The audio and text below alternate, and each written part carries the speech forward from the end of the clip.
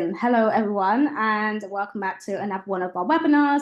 This one is to really highlight the importance of flexible working and how can we share more strategies and tools to help organizations build a more inclusive culture for not only their current employees, but the potential ones as well.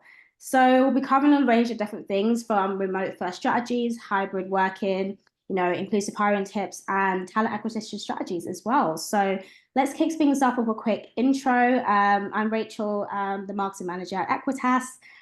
We are super passionate about fair hiring and building a more inclusive process. And we do that through capturing audio recording and transcription and implementing that structure from the interview process from the beginning right to the end. So that's just a little bit about me, but happy for the rest of the panel to introduce themselves. Hannah, do you want to kick us off?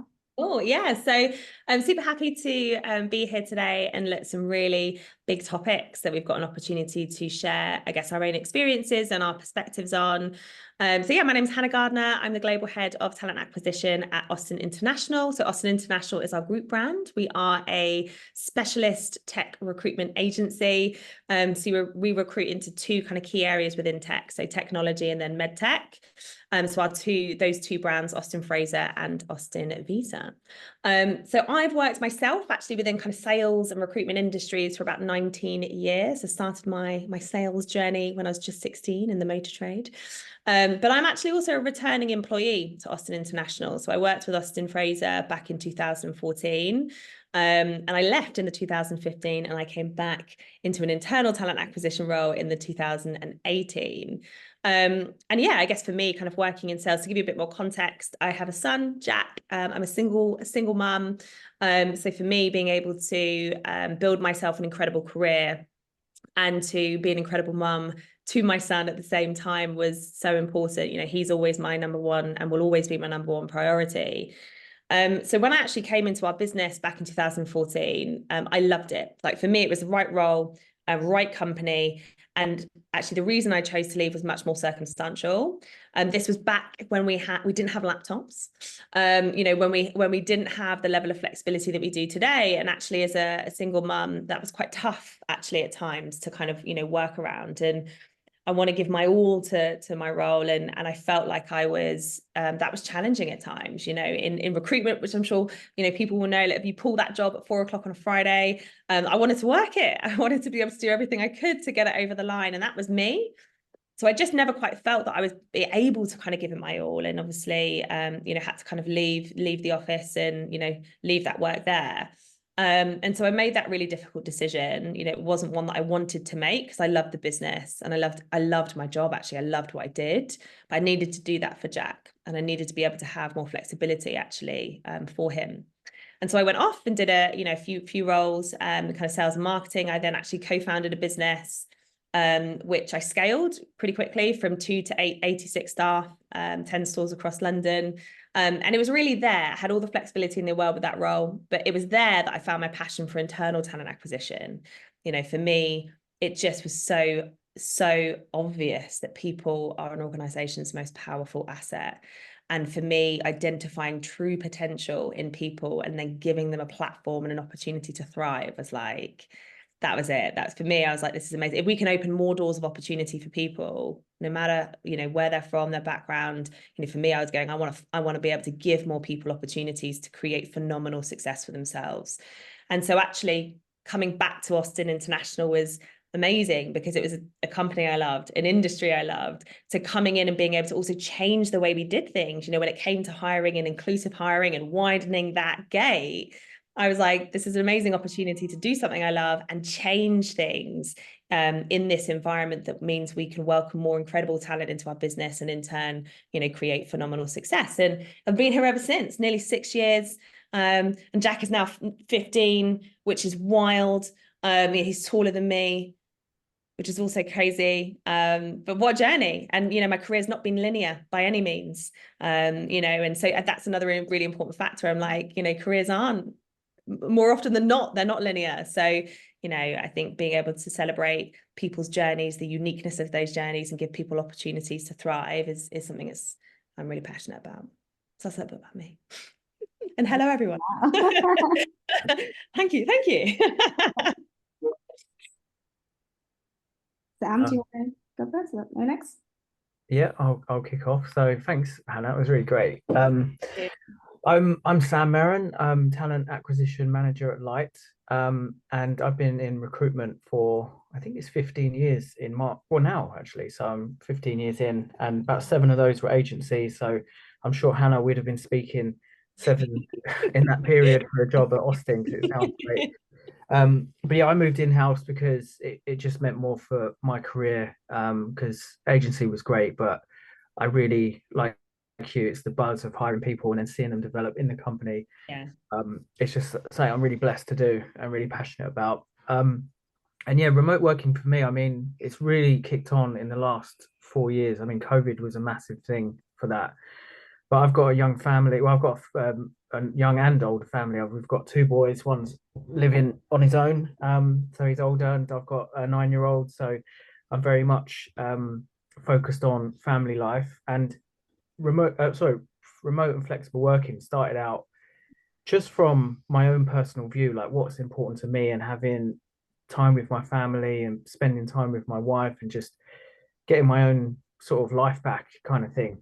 But then in recruitment and hiring people into it, I saw the bigger impact it was having on other people's lives and inclusive hiring, like you've mentioned. So being able to hire someone who can't make it into the office 5 days a week for whatever reason, it's really rewarding and it has a bigger impact than just hiring people for who can get into the office or need to do certain hours and stuff like that. So it's a really big thing for me. I was recognized by Flexa the other day for a Pioneer Award, which is where I met Hannah at the awards. And yeah, that was because I talk a lot about it, and it's something I'm really passionate about because you saw at the awards, and my best performing LinkedIn posts are always about remote working and flexible working. So people care about it. So I'm sure we'll get onto a few of the other things we've done in the rest of the talk. But yeah, really happy to be here. And over to you, Dan. Thanks, Sam. Yeah, great. Very happy to be here and get my first opportunity to come and speak in a forum such as this about things that I've seen and hopefully can add some value to other people and the directions that they want to take their job, the work that they're managing, and how they want to move forward. I guess a little bit about me. So I'm originally from Surrey, now living up in Bedfordshire. Been in recruitment now roughly, I think, about 14 years. I am the perfect hybrid with half my life in agency and the other half of my life working in-house. A lot of that was largely driven by starting a family. So my pivot from agency into an in-house role was largely driven by the fact that I couldn't do an 8 till 8 anymore. Certainly my wife wasn't going to allow that, even if I could have found the extra oxygen to do that. And I obviously didn't want to do that. So I made the move into the in-house world, spent a little bit of time working with more kind of FTSE 100 scale businesses. Again, recruitment took a big pivot, as we probably all know, in terms of things like income and salaries. And there was a big change back kind of like pre-COVID, 2018 sort of time, and went contracting and working in Europe, predominantly remotely for a business in Berlin. And I started that job back in, I guess it must be like 2018 now. So I've actually been fully remote since before it was popular, in part the fact that, we have great recruiters in the UK, so we've kind of globalized ourselves pretty significantly, which is great. And, I've been working remote since my first daughter was 6 months old. I now get to do the school run in my current role, and that's building a bond that no amount of money on the planet is ever going to give me that time back. People in this room, generationally, we probably got parents that had dads that were getting in at 8 o'clock at night, maybe giving you a kiss before bed, and that was the relationship that some of us might have had with, one half of our parenting pairing, if you like.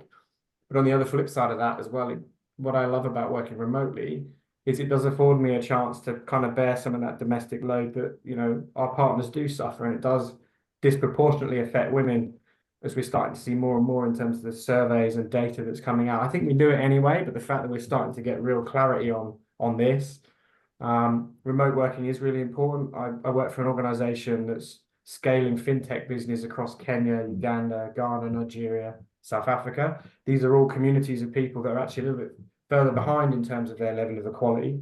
So actually remote working and us being kind of a bit of a trailblazer in that domain is really supporting careers and further growth. Obviously, it's very much linked to positions.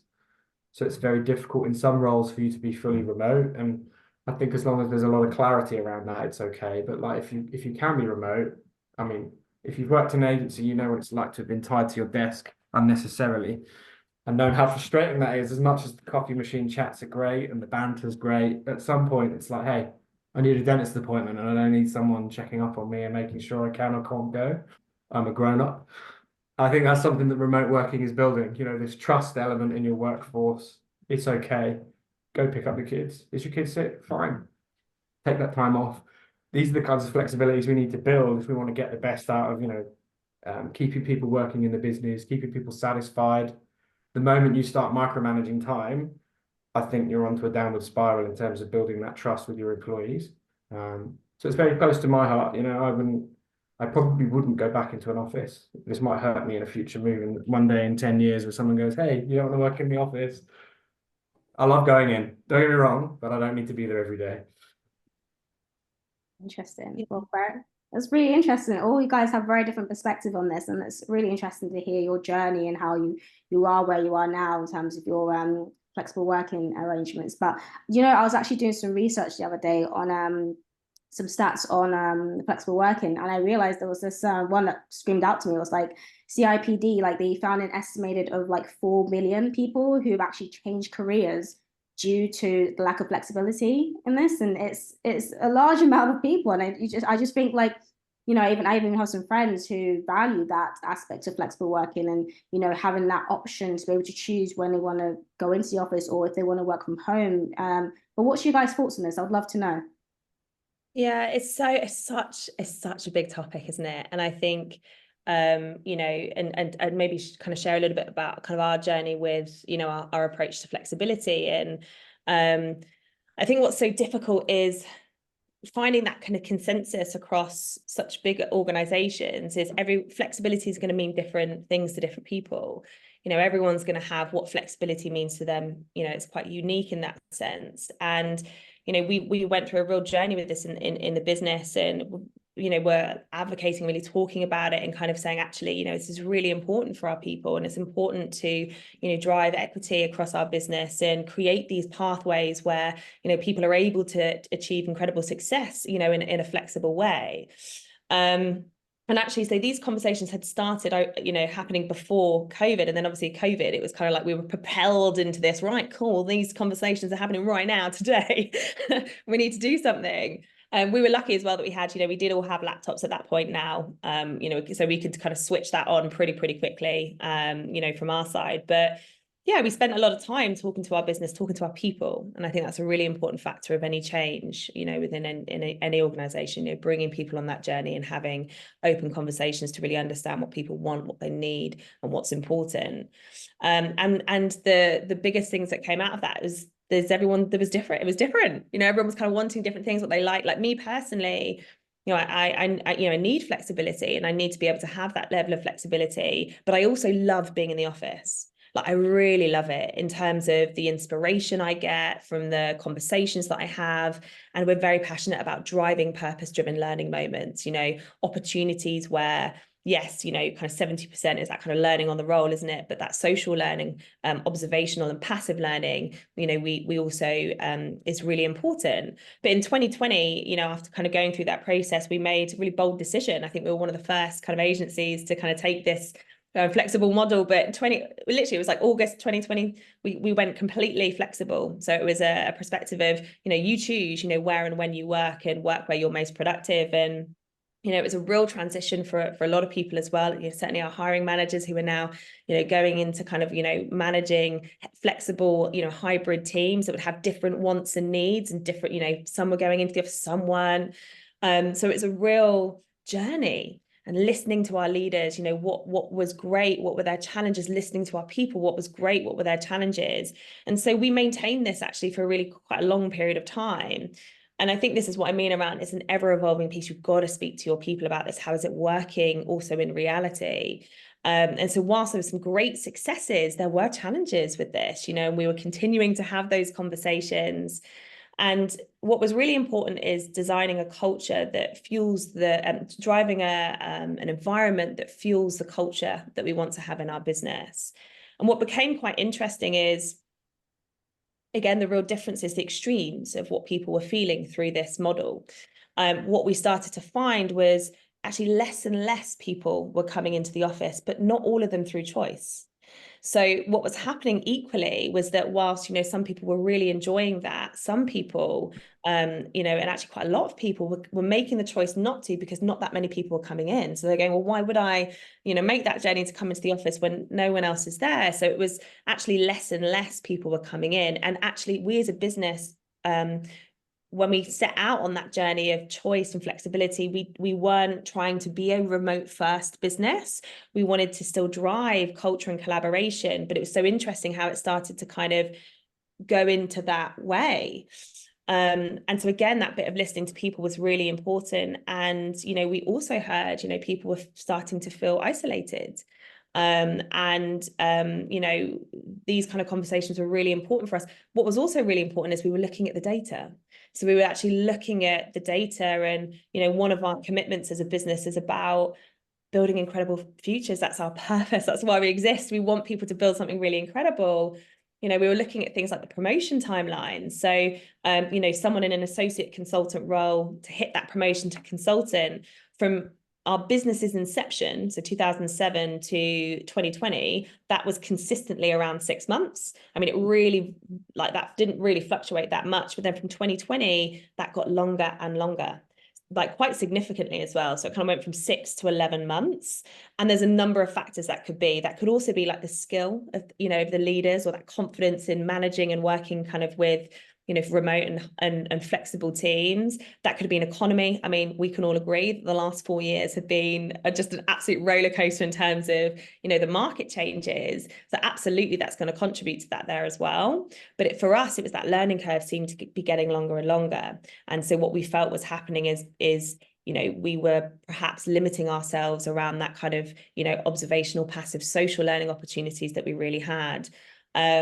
And so we then made another really bold decision. So we moved into what we call flexible within a frame, freedom within a framework. So, we have absolute complete flexibility with hours. So there's no core hours, people can choose. So, when you talk about, so, Daniel, when you're talking about going, picking up, your children, or doing dentist appointment, or whatever it is, it's like people absolutely have this flexibility to do that because, we trust our people, equally it's in their benefit. We know working in agency recruitment, doing that work, it completely benefits you.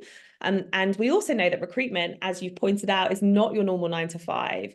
People will be doing things outside of those times because it benefits them as well. But there's that bit of going, well, we really trust that you know how to manage that. And how did you tackle that culture? Because I worked in a few agencies, and I would have argued from a previous life, and I know we've had COVID, and that was very pivotal in smashing working practices to pieces. But my experience of any of the agencies, even ones I interviewed with, is if you're not seen, you're not working, you're not heard. So it's that must have been quite transformational to tackle that, because actually I remember being in one of those sweatshop junior recruitment kind of workshop styles, where every month there's a cohort of 30 guys and girls, and maybe 3 make it through, and then they churn it again and they churn it again. I'm just interested in how. Yeah, It must have been top down, so it must have been someone in management going, this is the North Star. But it's just interesting because it's not what I would. I know. In my own experience, is probably why I left agency. Was hey, well, even when you said 8 to late, change it, I was like, that's just, if I think about the people across our business, how they manage their days, how they work in such a flexible way, but it has to. That also that almost kind of permission and it is really important, and making sure that it's coming from the top. And when we talk about it, so culturally, I think what was really important is we had to keep those conversations going. We had to understand what was happening in reality. How are people finding it, from our leaders to our people. And so actually because then when we transitioned into a kind of freedom within a framework, we now have more of a structure, because I think some of the feedback equally was that without that, it was quite challenging at times. And then what we saw in that, less and less people were coming into the office, but also not through just through choice. So we now have, you know, people can work remotely or kind of, you know, wherever they're productive from kind of Mondays to Friday, Monday and Friday. And then people are in the office Tuesday, Wednesday, and Thursday, but there's not core hours. So we're not saying you have to be in at this time, you leave at this time. You know, you'll see people come in a little bit later, leave a bit earlier to go and pick up their kids or whatever that is. But for us, it's about driving those those purpose-driven learning moments. You've kept the culture. What you've fundamentally done, in kind of when I'm hearing what you're saying, is you've kept the culture alive. Because this is the other problem with the paradigm of like the downsides of remote, which there are a few, but things like engaging junior, entry, mid-level talent in both learning opportunities, career opportunities, buying into the culture. You know, we've got a lot more Gen Zs in the workforce, and they're a lot more transient and more nomadic than, you know, maybe a millennial like myself. And being able to have the right systems in place is probably one of the biggest things, because the next thing that happens with remote is all the, you know, the tech teams go, well, what about security? Where are you logging in from? Yeah. You know, especially as recruiters, we're, you know, GDPR, we're dealing with data and personal data on a daily, but there's always this kind of like, you know, building enough, like you say, flexibility within a framework. It's not something that we don't call it that, but it's, the premise is the same. It's like, where is the tracks that you can run between, and then create that kind of like variability that works for one, but not all, but might work for somebody else, and keeping it kind of transient. And we also had to own that though. So in that bit of making that transition, and another really bold decision to go, we're going to move from this and evolve from this to this, which then also has the, you know, you're working from home or wherever you're most productive on the Monday and the Friday, and then people are all in, you know, the expectation is we're all in on Tuesdays, Wednesdays, Thursdays, but you've got that flexibility with hours there. Again, it was bringing people on that journey and then owning that, you know, for some people that may not work. And we actually didn't have a huge amount of challenge, you know, with that. But I think what was so important was bringing people on that journey, having open conversations. And for those that, you know, it may not have worked in that way, it was having those open conversations. But we had to look at the data, we had to look at the conversations and what our people were saying. And agree with you, you know, if I think about early careers, so many of the candidates I speak to want to be around people. They want to be, you know, in the office and have the opportunity to do that, but still want that kind of freedom of choice and flexibility. And like you said, you know, we're adults. It's like, let's have these conversations. Let's make sure that we are supporting our people and, you know, giving them flexibility within that. But yeah, we moved into that structure because it also gave people clarity and expectation, where I think in some ways it was kind of lacking a little bit. So it, you know, it is something that is working really, really well. And it's so interesting to hear now people kind of going, oh, I've missed this. Like now that we're all together, like, you know, I've missed this. But I think, you know, flexibility, like I said, you know, as myself as a mother, and the things that I need to do is like incredibly important. As you will have heard in my story, it's one of the reasons that I moved away in 2014, because I was like, how am I going to do this? Like, you know, but kudos to you for hanging in there, because my wife isn't doing it on her own, but I appreciate that looking after a child is definitely worn differently by a mother, and I'm a proud father, but even I will recognize that there's a whole other part of it chemically and everything that goes on as well. It's not just, oh, I've had a hard day at work, which is very stereotypically something we might face as men. Okay, we have lots of other mental health issues to deal with on other stuff, you know, unnecessary expectations and pressures that may be slightly different, but they're not really.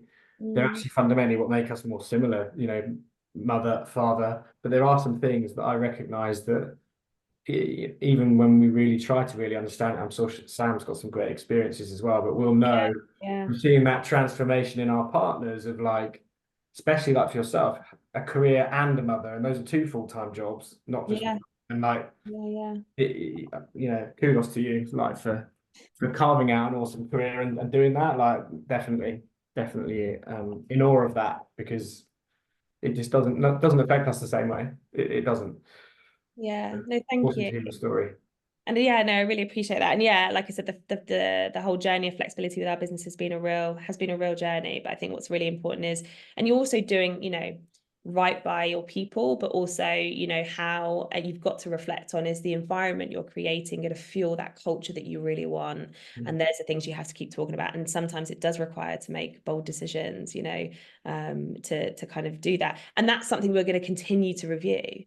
There's so many other things that we do that kind of is all designed around, you know, inclusivity and flexibility, and, you know, whether that's the kind of care that we give the policies that we have that are designed to really support that. There's so many things in that we strive to do, but it's an ever moving piece, and you've got to talk to your people. You've got to look at the data, you've got to look at those things to help guide some of those decisions that you'd inevitably be making. When you are interviewing and hiring people, you've got to manage expectations all the way through. Because some people like yourself, Dan, who, there'd be no issues if you hired someone you've been working remotely since before it was cool. But some people have. I mean, I was recording data, and it was like not in the high 90% of people like, I'm more than happy to work remote. But just manage expectations of, if you haven't before, there's going to be a bit of a change and, a shift, I suppose, in the way you work. And then how can we support you in onboarding and then your management as well? So I'm totally fine. Like, I just get on with my work. I don't need to be around people to be inspired. I do enjoy going in, but my home life is much better. So I'd rather just be with my family or on my bike. But some people, have the appetite for it. So it's about just managing these expectations right from the start, right from that first call with people, saying, this is how we work. This is what we've got in place to support you. And then having your management and other people around to support people as well. Because we find that we've got an office, but we're remote first. So we find that people do like to go in and they like to collaborate. We do a poll to see when people are going in, just so, I think someone mentioned about it was you, Hannah, about not having people in at the same time, to make sure everyone's there on the same day, to make it worth people going in. So there is appetite for it. But I think just you need to have a structure in place and sort of support the people before. We have a buddy system as well, where people can have people to guide them through. But yeah, I think going back to, I think the original question was about hiring. So we had, at the time I joined, it was sort of a year after COVID. So we had the office and we didn't really have anything in place. We could work remotely, but it wasn't secure. It wasn't concrete what we could do. And I was speaking to every candidate who come through and just recording what works for you, or what do you want to do. And the majority was saying fully remote, perfect, come in when I want the flexibility. So I actually had data to take back to the company and say, look, this is how we're going to win talent. I went through a period during 2022 where people find it hard to hire people because they had like 5 offers and stuff like that, where there was so many jobs around. We didn't really struggle to hire people. I kind of wanted to keep it a secret from the market. That competitive edge of like keeping them for ourselves, but actually I need to talk about it, because I think companies are missing a trick by giving people the flexibility, because you can hire great people. I mean, I have, this, Dan, you have agencies reaching out to you 10 a week to ask them, and I'm like, look, I love agencies, but we're cool. We don't need any support. Even with the hardest to fill roles, we have tons of applicants. So one more thing actually on that, our LinkedIn account managers always, we have our like quarterly meetings, and he says your inbox going out to people is lower than your competitors, but the amount of people that apply to you and the amount of hires you make and success you get from LinkedIn is like way beyond any of the sort of comparable size companies and industry to what you're doing.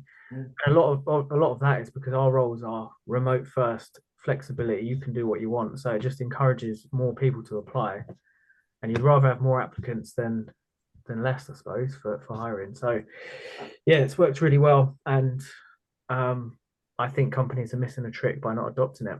So it's nice to and you think about extending your talent strategy as well. Like, so in the role that I'm in now with Copa, we work with a company called Papaya that allows us to kind of work across Europe pretty transiently in terms of identifying tech talent very specifically, although that does open us up to avenues of other parts of different departments, finance, performance marketing, all these areas that are scaling fintech may need to look under a rock somewhere far afield to find the right person.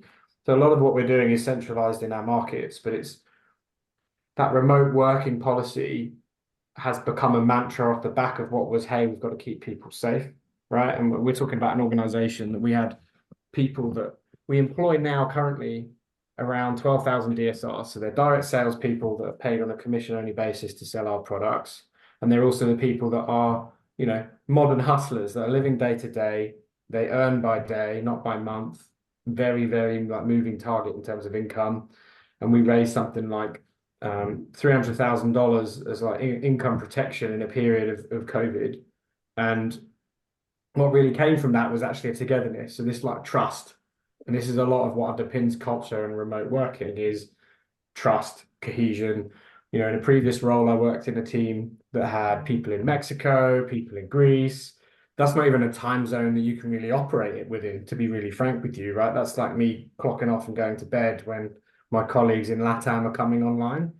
But what we did manage to do, and we always push this, and it's something I'd always encourage remote teams, is it's not micromanagement to grab a 15-minute startup 2, 3, 4 times a week. Cameras on, build the culture, smile, learn about each other. And I've been in that position where you just bring that energy, you know, and I can tell from my time with Sam and meeting Hannah today that that is how you build a remote first strategy, is you people viscerally know who you are and your brand, what you are. And these are all very important things. Even if you are junior and coming into a remote first environment, and we see this a lot in recruitment. I don't know what I don't know. And then people err on the side of caution for not asking and not getting support and no, get in there, get stuck in, go and ask some questions. Most people aren't going to make you feel like they're stupid questions. Come and ask. And most leadership should be approachable. Not in all cases, but you'd hope that that's their role in these businesses, to be a lighthouse to attract people to if they need support. And that's the thing that I've seen that's kind of driven culture in at a team level that I've worked in. And you know, you'd almost feel like these are people that you've known and sat next to for years. But some of them I've never met in person, right? I did in the end, but like to begin with, you know, it can be done, I think, if you really invest in it. But if you're going to be closed off, it doesn't work. Sometimes it will fail. But like, yeah, it's just my little take on it.